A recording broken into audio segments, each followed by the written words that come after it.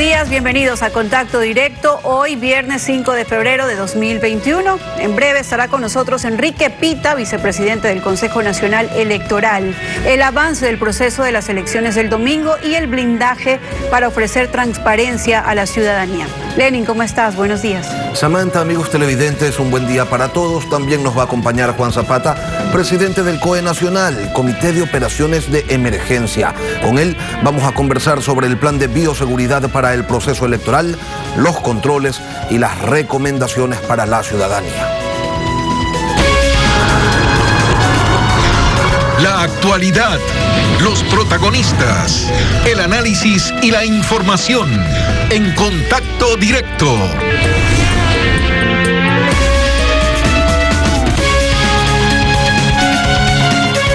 Estamos a 48 horas de que inicie una nueva jornada de sufragios en el país. El Ecuador va a escoger al nuevo presidente de la República, una nueva asamblea y parlamentarios andinos. El proceso evidentemente ha estado marcado por la pandemia, pero también por un sinnúmero de inconvenientes, entre ellos el retraso en la determinación y asignación del presupuesto correspondiente. Este domingo veremos si efectivamente se logra superar las expectativas de una ciudadanía que le ha puesto el ojo a un Consejo Nacional Electoral que en los últimos procesos ha hecho agua en no pocos aspectos, como consta en la lista de recomendaciones de distintos grupos internacionales de observación electoral. Para hablar sobre estos temas nos acompaña el ingeniero Enrique Pita, vicepresidente del CNE. Buenos días, ingeniero, y bienvenido a Contacto Directo. Buenos días, un cordial saludo y un cordial saludo a quienes nos están viendo y oyendo. ¿Qué garantías, ingeniero, tiene la ciudadanía de que el proceso de escrutinio y publicación de resultados se va a dar de forma transparente si el sistema informático que se va a utilizar es el mismo de las dos elecciones anteriores? No son pocas las acciones que se han tomado para efecto de reforzar ese sistema informático, y yo quiero destacar el hecho que en esta ocasión la participación activa de asesoría externa por parte de organismos internacionales expertos en el área electoral ha sido muy importante. Son varias las capas de protección que tiene nuestro sistema en la actualidad para evitar, por un lado, que no existan sorpresas como las de ocasiones anteriores, el hecho de que se presenten lo que se llaman apagones. Por otro lado, el hecho de que no tengas vulnerabilidad del sistema respecto a ataques exteriores, cuando ya hay experiencias en procesos electorales en otros países, de que de alguna manera pueden haber intenciones externas para tratar de bloquear el proceso, deslegitimarlo también, pues, y obviamente presentar anormalidades respecto a este. Se ha trabajado en varios aspectos, pero sobre todo, mi estimado Lenin, es información. Es cómo vamos nosotros a mostrarle a la ciudadanía cuánto hemos hecho, cómo hemos avanzado y cómo estamos haciendo las cosas, lo que va a hacer que genere confianza. Mientras las cosas son mejor informadas, son más transparentes, la gente pueda mirar que los resultados fluyen de la mejor manera, que los diferentes actores de la sociedad, entiéndase pues público, organizaciones políticas, ustedes, medios, puedan ir mirando paso a paso lo que pasa, lo que sucede, cómo se incrementa la votación. Esa es la única herramienta que nosotros podemos garantizar de que el proceso está fluyendo normalmente. Pero esa intención de transparencia tiene que ir acompañada de un trabajo previo que permita que aquella intención verdaderamente se logre ejecutar. La repotenciación del sistema informático ha permitido al día de hoy superar todos los inconvenientes que fueron referidos ya antes por observadores internacionales y por la misma Contraloría General del Estado. Así ha sido, es lo que creo.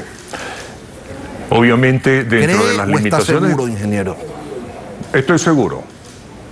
Tiene usted razón en reafirmar, en pedirme esa reafirmación. Yo estoy seguro, porque estoy seguro que nuestros técnicos, acompañados, insisto, en lo que expresé hace un momento, de gente experta que vienen de organismos electorales del exterior, es que hemos podido avanzar en blindar el sistema respecto a manipulaciones, a vulnerabilidades, y por otro lado, haber tomado decisiones también. Esto es muy importante, haber tomado decisiones en la parte operativa que no va a permitir crear dudas.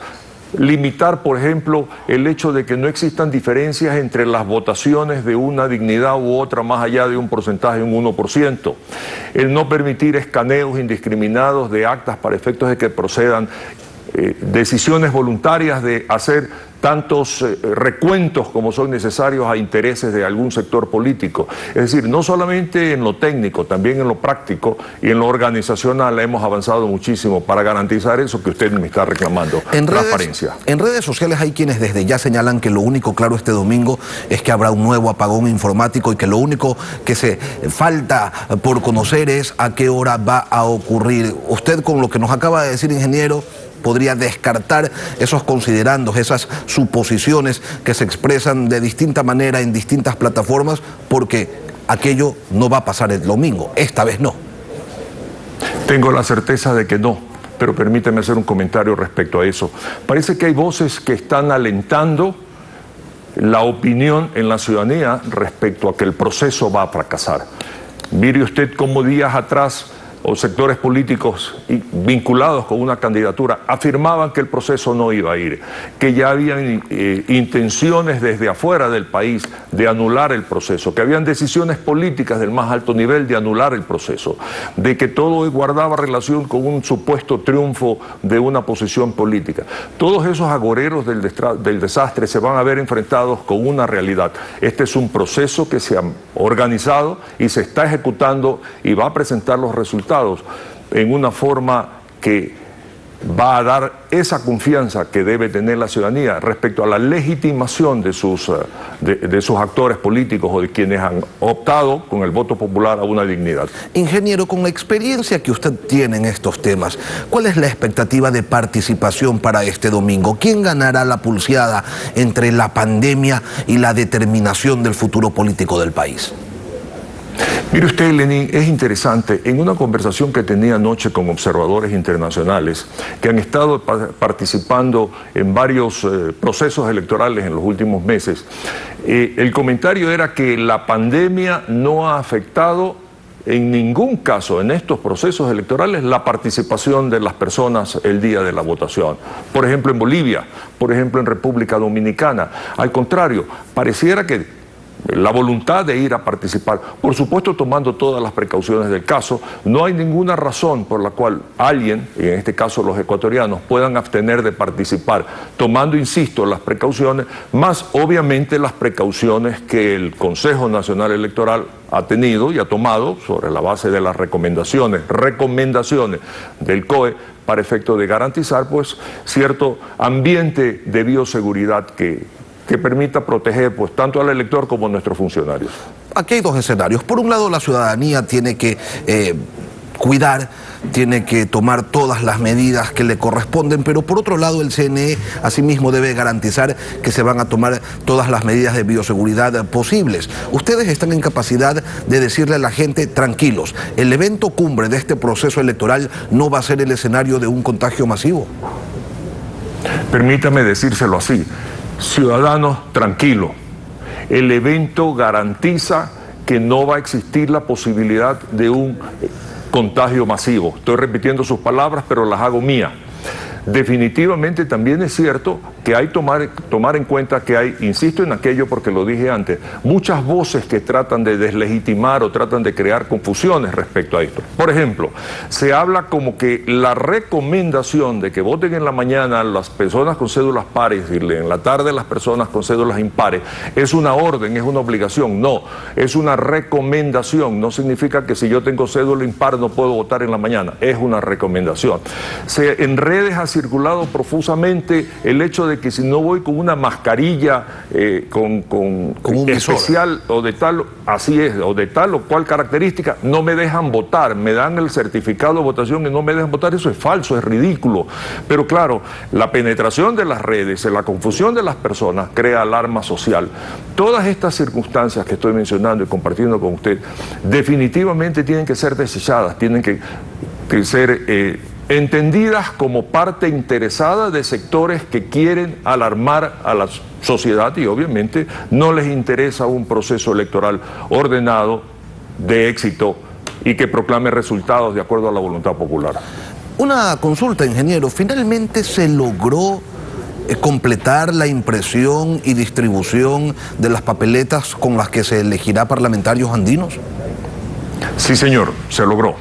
Con mucho esfuerzo, por supuesto, pero se logró.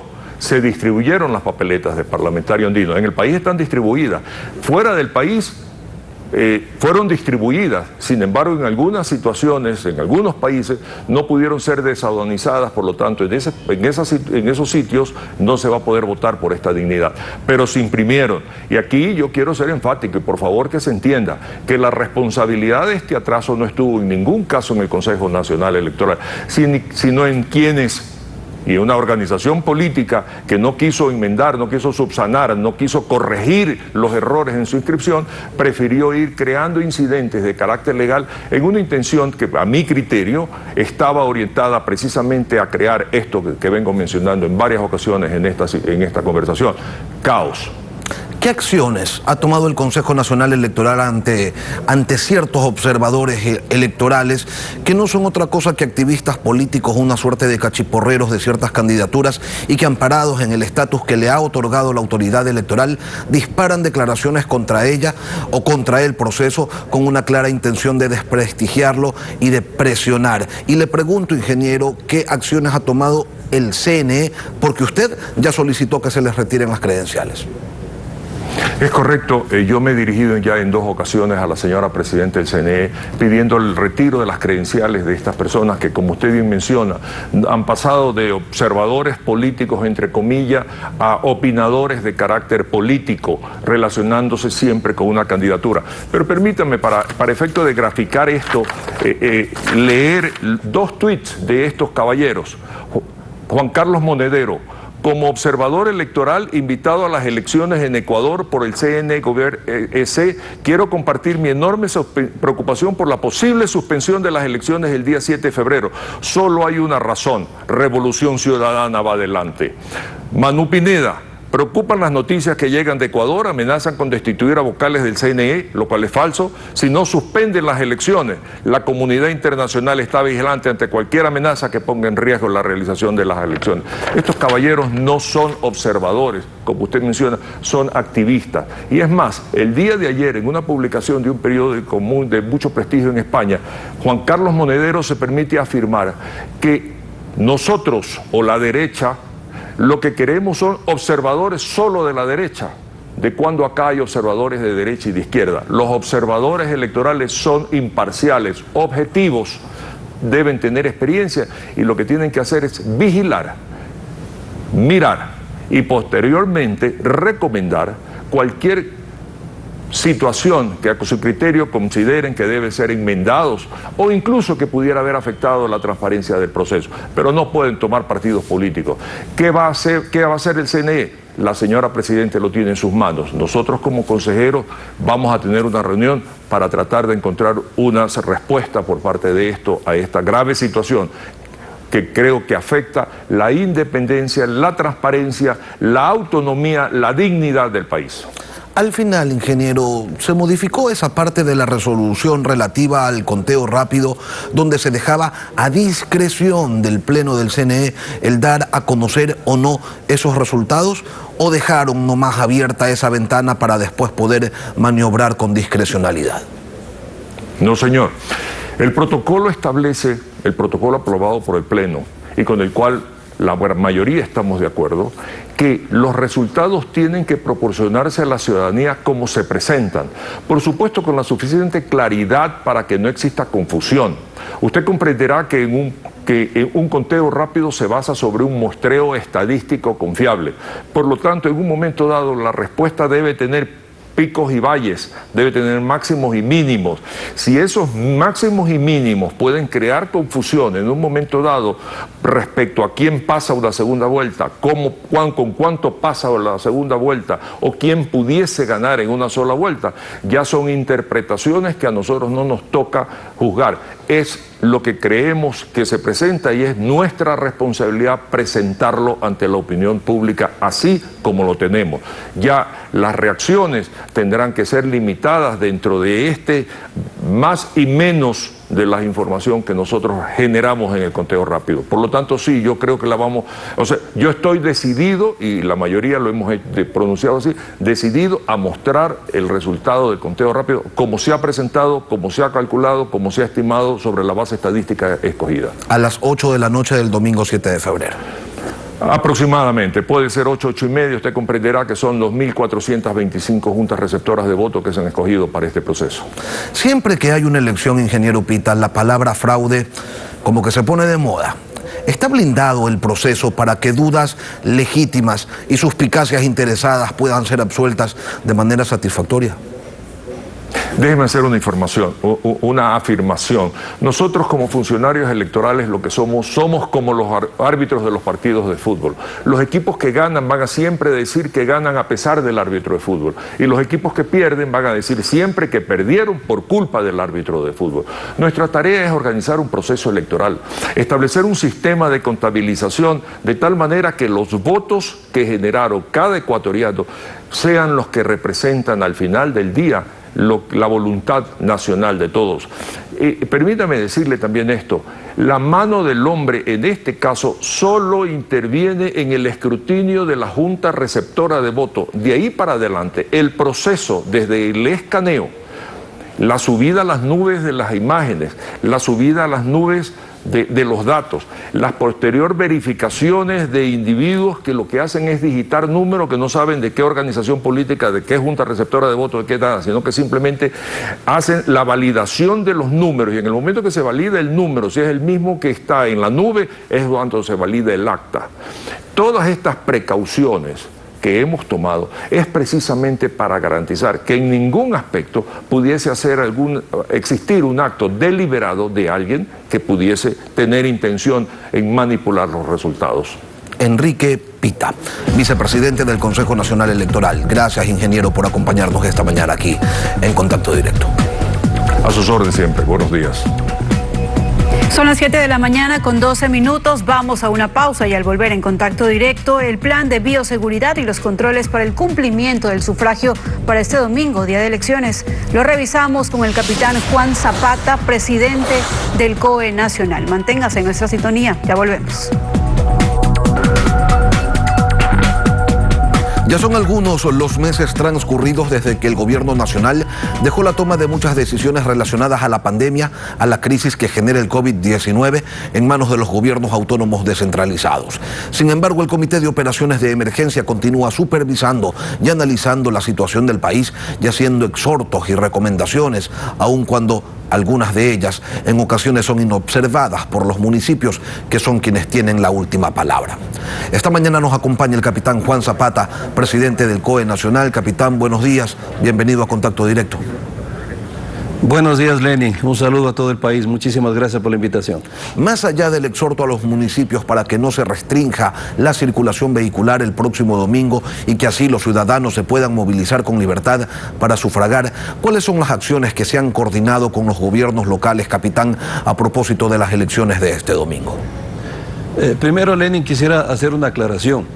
No es que la última decisión lo tengan los GATS cantonales. Nosotros bajo norma ordinaria trabajamos sobre la base de las competencias.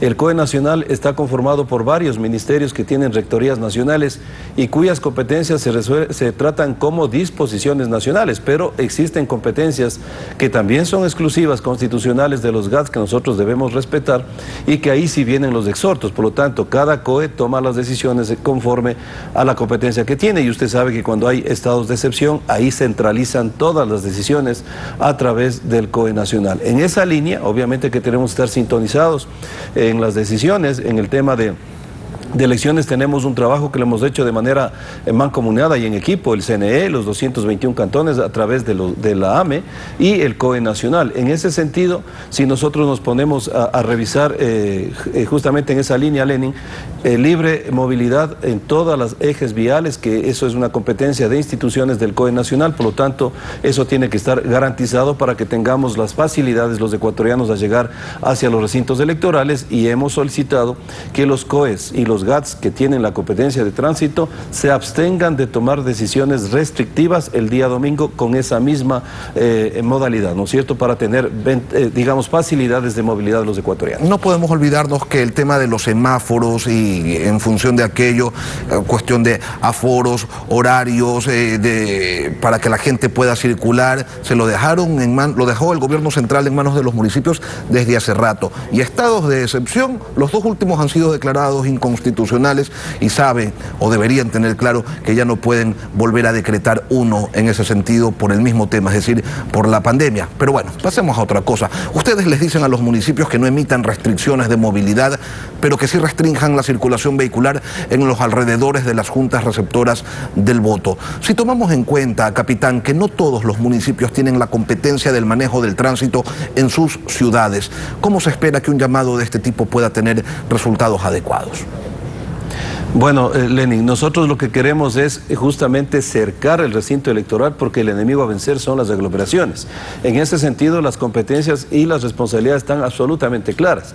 Los GATS tienen 3 competencias si es que vemos desde la parte exterior y la primera es justamente aquella, hacer que el recinto electoral no tenga la presencia de flujos vehiculares, esto es realizar los desvíos, los vallados. El otro es la competencia en el buen uso del espacio público, quiere decir que no tengamos ventas informales o autónomas que también llaman a las aglomeraciones, y la tercera es el control de la obligatoriedad del uso de la mascarilla porque está regulado a través de una ordenanza municipal. Y de ahí ya vienen el resto de competencias que ya son de instituciones que son parte de este cuerpo colegiado que constituye el COE nacional, como es Policía Nacional. Una competencia clara es el control y la seguridad del orden público, pero sobre todo la seguridad ciudadana externa, y en la parte interna obviamente ya están Fuerzas Armadas que también han presentado ya los planes de operativos, de emergencia, contingencia al COE nacional, y todos hemos estado ya coordinados, trabajados en equipo, y lo puedo decir abiertamente, Lenin, estamos listos para el 7 de febrero, pero el éxito del domingo va a depender del nivel de corresponsabilidad que los ciudadanos tengamos en la aplicación de un protocolo que está establecido y que tiene elementos sumamente básicos pero fundamentales para evitar lo que usted hablaba hace poco con el vicepresidente del CNE, el tema de minimizar riesgos, obviamente, de contagios. Ese es el objetivo central nuestro, garantizar que la ciudadanía vaya con protocolos de bioseguridad y minimizar el riesgo, porque obviamente el escenario es diferente, estamos en una pandemia y lo tenemos claro. Y ya vamos a ese protocolo mínimo que vale la pena reiterarlo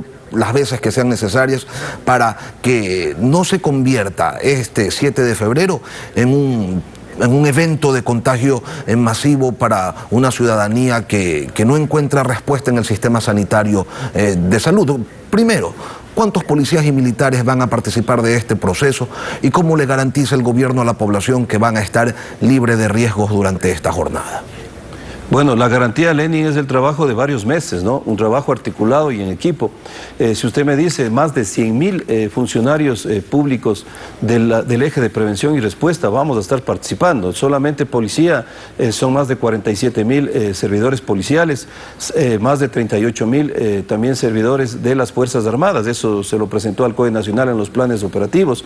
Si usted suma a esto, la red de salud, la red pública de salud, las entes de prevención y respuesta, como son ECO 911, en la Secretaría Nacional de Gestión de Riesgos y los GATS, pues fácilmente superamos los 100.000 funcionarios que estaremos desplegados a lo largo y ancho del país, y esperamos, vuelvo a repetir y voy a ser insistente en esto, mi querido Lenin, el trabajo está ahí, los protocolos están ahí, han sido protocolos técnicamente elaborados en mancomunidad de todos los equipos, tanto técnicos como operativos, pero quien tendrá que ponerlos a prueba el 7 de febrero y aplicarlos es justamente la comunidad. Y sé que usted, la pregunta siguiente será respecto a qué es lo que tiene que hacer la ciudadanía el 7 de febrero.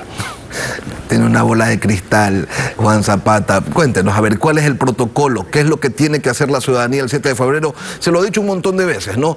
Cédula, obviamente, para poder votar, mascarilla, doble mascarilla si quiere, alcohol para poder desinfectar sus manos, distanciamiento social, ¿qué más?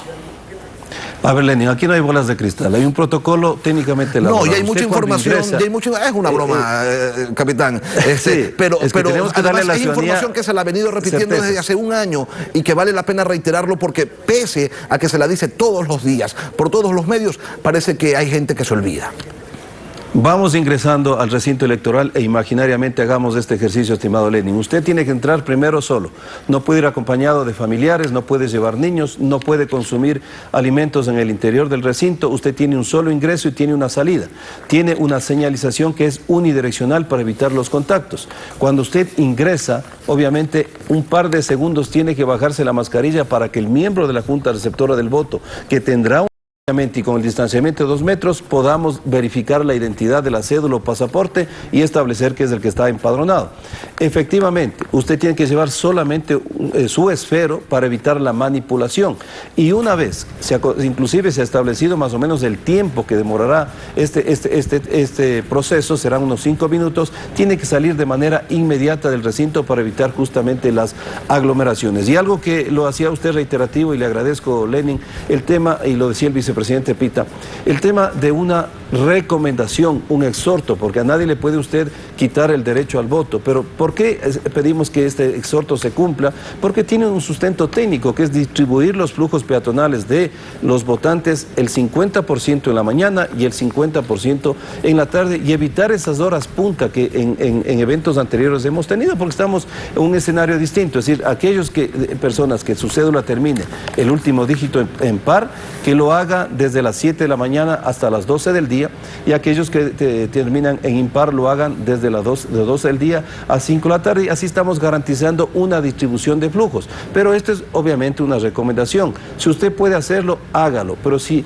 la situación indica que no lo puede hacer, puede ir en los horarios que están establecidos ya en el Código de la Democracia. Por lo tanto, Lenin, como usted puede... Sí. De las 280.000 pruebas de antígenos que adquirió el Ministerio de Salud Pública para que los integrantes de las juntas receptoras del voto puedan acceder a ellas, el primer día se hicieron apenas 5.000, pero son 271.000 vocales los asignados.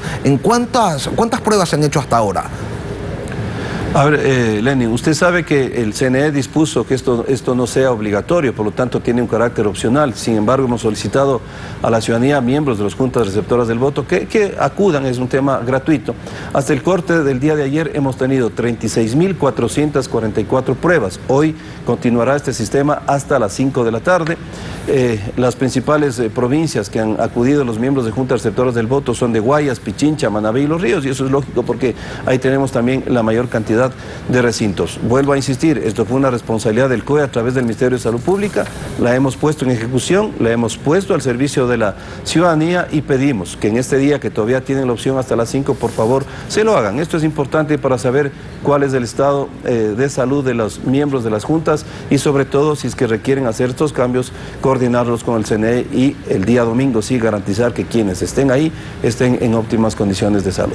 Desde el ECU 911 se va a monitorear los recintos electorales para evitar que haya aglomeraciones. ¿Cómo? ¿Solo con el sistema de cámaras que tienen, o también con personal presencial uniformado que estará controlando y poniendo orden en caso de ser necesario? Así es, Lenin. Nosotros tenemos, dentro de este macro proyecto, tenemos 6.500 cámaras que estarán en todo el operativo. Sin embargo, hay 1.100 cámaras que, en coordinación y justamente en georreferenciación con los recintos emblemáticos que llama el CNE, nosotros tenemos 1.100 cámaras que estarán directamente relacionadas a los recintos, y 200 con la herramienta distanciados, que es una herramienta que nos permite medir distancias para las aglomeraciones. No es invasiva, no nos interesa el reconocimiento facial, sino mide la distancia, y cuando existe una aglomeración emite una señal al evaluador de videovigilancia. Ahí aplicamos nosotros el sistema de megafonía IP, obviamente a través de los drones que también tienen el sistema de audio, o a través del personal operativo que está en el territorio, porque la ventaja de nuestro modelo, que es modelo articulado, ahí estamos todas las instituciones, y obviamente podemos hacer que en los lugares que no tenemos la megafonía, pues el personal sea el que solicite a la ciudadanía que evite aglomerarse, tal cual lo estamos viendo. Bueno, es un sistema no tripulado que también va a ser parte de este procedimiento. Y sobre todo, cumplimos 3 funciones más, Lenin. Los 17 ECUs a nivel nacional serán los puestos de mando unificado de las mesas de seguridad, y empezamos desde el día de ayer con las elecciones con los PPLs, los 8.317 a nivel nacional, hoy con el voto en casa, y el 7 estaremos todo el día. ¿Hasta cuándo? se termine el operativo, activados en la Mesa Nacional de Quito y en todos los ECUs a nivel nacional, con las mesas de seguridad para la articulación de emergencias, las respuestas que se requieran y sobre todo el tema de aglomeraciones y sobre todo el tema de elecciones. Díganos una cosa, vuelvo a repetir. ¿Hay un plan de contingencia ante la posibilidad de que simpatizantes de alguna candidatura quisiera manifestarse porque no está de acuerdo con los resultados?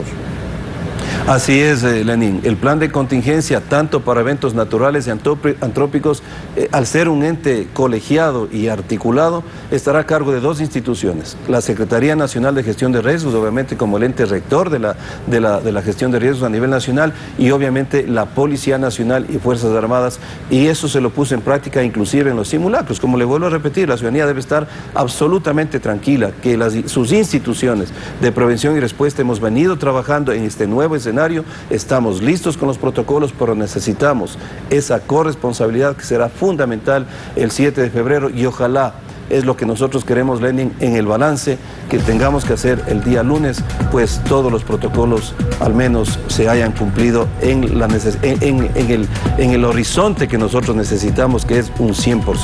No solamente lo quieren ustedes, lo aspira el país entero. Juan Zapata, presidente del COE Nacional, gracias por acompañarnos esta mañana aquí en Contacto Directo. Gracias a la invitación, Lenin. Un buen día. Bien, son las 7 de la mañana con 30 minutos, así concluimos Contacto Directo. A ustedes, muchas gracias por la sintonía. Lenin, nos vemos el próximo viernes. Sí, y nos volveremos a encontrar también el próximo día lunes con información y entrevistas sobre los resultados de la jornada electoral del próximo domingo 7 de febrero, que será sin duda una jornada histórica. Hasta entonces.